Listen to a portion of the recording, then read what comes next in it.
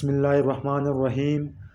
نن موږ محترم مختار لالا کتاب څخه په سیاسي اصطلاحاتو کې د ملي ازادي بخښونکی غورځنګ داغه پر نهضت اهمیت او څنګه ملي ازادي بخښونکی غورځنګ استعماري سیستم ړنګوي او استعماري نظام ته ماته ورکوي.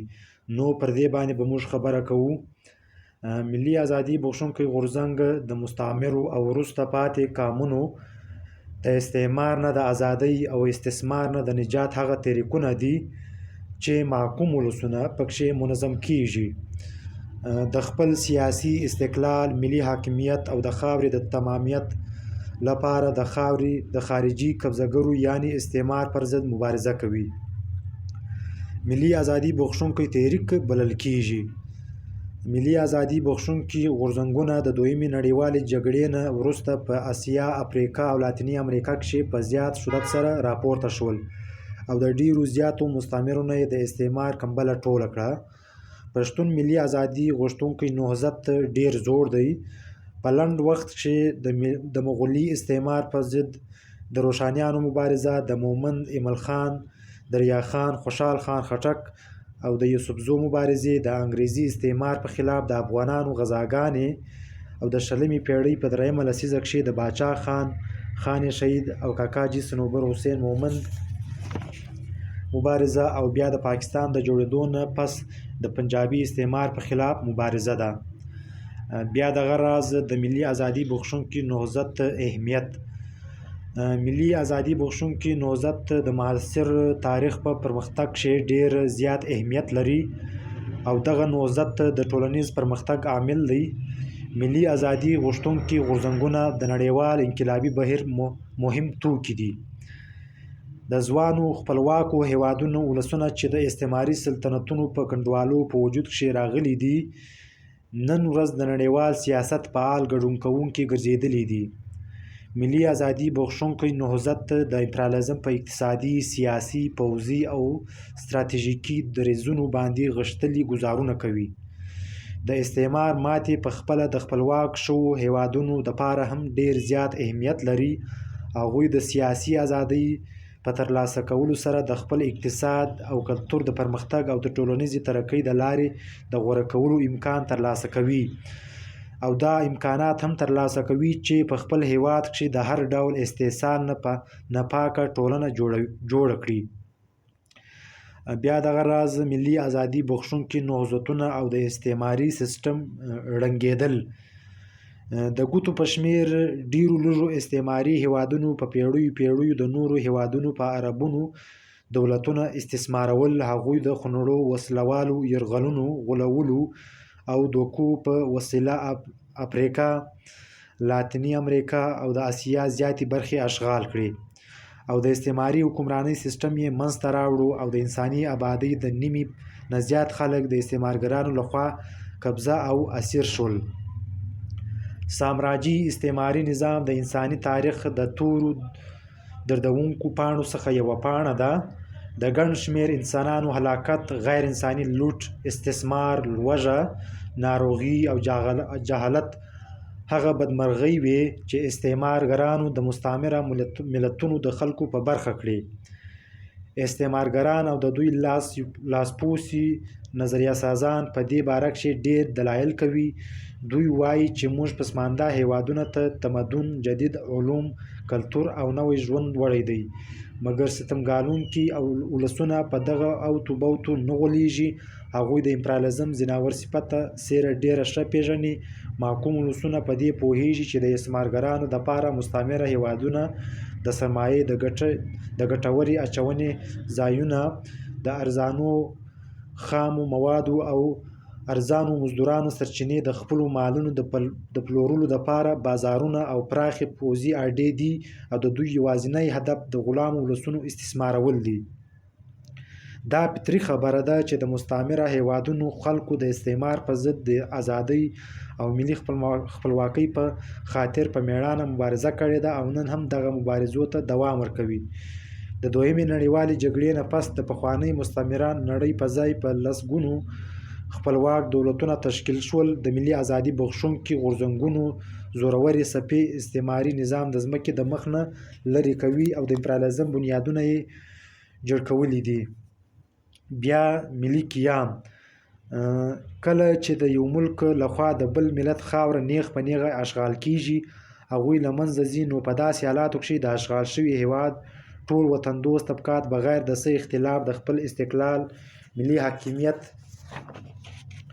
او د خپلو مادي او معنوي شتمنیو د ساتلو په خاطر د اشغالګر په خلاف ملي قیام کوي. د افغانانو په تاریخ کې داسې ډېرې موقعې راغلي دي چې ډېر ستر ملي قیامونه شوي دي، لکه د ایرانیانو د قبضې په خلاف په 1809 کې د میرویس نیکه په مشرۍ کې قیام، بیا د انګریزي استعمار په خلاف په 1842 کې د افغانانو قیام، بیا په 1893 کې د ډیورنډ د جبریل لوزنامې د مسلط کولو په خلاف ستر قیام چې تر څو کلونو پورې جاري وو، بیا له غرم آباد په 1919 کې د فرنګي استعمار په خلاف د استقلال په خاطر د غازي امان الله خان په مشرۍ کې د افغانانو قیام، بیا دغه راز حاکمیت یا استقلال د یو هیواد په جغرافیایي حدودو کې دننه د مکمل واک او اختیار لرلو ته حاکمیت یا استقلال وایي، او په بین المللي چارو کې دغه ریاست د خپلې خوښې او قومي مفاداتو مطابق خارجه پالیسي جوړول دي چې د یو هیواد د کنټرول او اثراتو نه ازادي ولري. په نورو الفاظو کې حاکمیت د ریاست هغه عالی قدرت دی چې هم قانون وضع کوي او هم یې نافذوي. په ریاست کې دننه د هغه نه بل لوړ قدرت نشته. د حاکمیت مهم توکي دا دي: د قانوني سیستم مطابق د قوانینو جوړولو او اصلاح کولو اختیار، د ریاست سیاسي او اخلاقي قدرت، د ریاست سیاسي او عدالتي ازادي. د حاکمیت دوه قسمونه دي: داخلي حاکمیت او بل خارجي حاکمیت. هغه ټول اختیارات چې یو ریاست په خپلو اوسیدونکو خارجیانو په خپلو حدودو کې په خپل بهرونو او وچوبو لري داخلي حاکمیت بلل کیږي. په خارجي حاکمیت کې د نورو هیوادونو سره معاهدې او تړونونه، تعلقات ساتل او د جنګ او سولې اعلان کول شامل دي. یو ریاست که چېرې داخلي حاکمیت ولري خو چې خارجي حاکمیت یې د بل چا په لاس کې وي، نو دغه ریاست تحت الحمایه بلل کیږي. بیا ملي حاکمیت: په خارجي او کورونو چارو کې د خپل ملت او ملي چارو په باره کې مکمل اختیار ته ملي حاکمیت وایي. ملي حاکمیت دوه اړخونه لري: په داخلي چارو کې ازادي، د دې مطلب په وطن دننه هغه مکمل واک چې یو ریاست په خپلو اوسیدونکو په خپله خاوره، فضا او بهرونو لري داخلي حاکمیت بلل کیږي. په دې کې په وطن کې موجود د ټولو شتمنو، اقتصادي سرچینو، ملي واک و اختیار، په سیاسي فیصلو کې مکمل خپلواکي، د خپل کلتور حفاظت او د هغې د پرمختګ اختیار داخلي حاکمیت بلل کیږي. بیا دغه راز خارجي حاکمیت: د دې نه مراد په خارجي چارو کې د ملت ازادي ده، د خپل دولت او ملي ګټو د دشمن تعین کول، د نورو ملکونو سره تعلقات، لوزنامې، تړونونه، جنګ او سوله فیصله کول. بیا دغه راز منشور د پارټۍ بنیادي سند دی چې په هغه کې د ګوند هدفونه او وظیفې بیان شوي وي. د انقلابي پارټۍ منشور د انقلاب د یوې ټاکلې مرحلې ژوره څېړنه کوي او د هغې په بنیاد کړنلاره ټاکي. انقلابي پارټۍ د ټولنې د علمي څېړنې، د ټولنې د تکامل او ارتقا د هرې مرحلې لپاره یو علمي او هر اړخیز منشور یا مرامنامه په لیکلي شکل کې وړاندې کوي چې په حقیقت کې د پارټۍ اساسي قانون بلل کیږي. منشور د پارټۍ په کانګرس کې د مندوبینو لخوا منظوریږي او بیا ټول ګوندي غړي د هغې مطابق د عمل کولو پابند وي، او هم منشور ته د عملي جامې اغوستلو دپاره فعالیت او مبارزه کوي. په منشور کې د انقلابي تحریک لارې او هدف ته د رسیدلو طور، طریقې او وسیلې په وضاحت سره بیانیږي.